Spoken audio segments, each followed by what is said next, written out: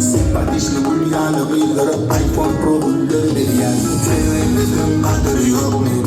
Seviş edil çağlayan değil bu ne demeli I love you diyelim I love you diyelim morali I love you diyelim yaşadın sınırlar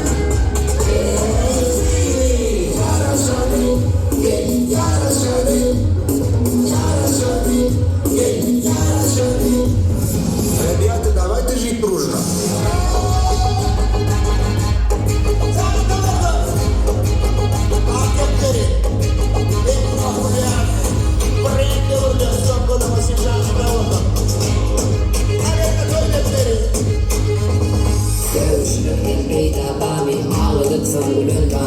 Simpatişeyim hep eydaştayı başlayın aile yarım Sevimizin kaderi yok mu?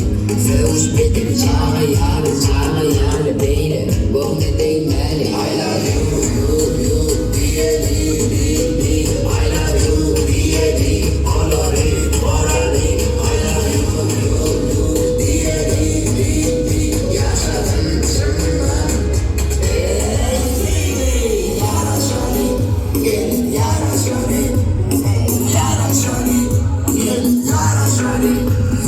Ребята, давайте жить дружно.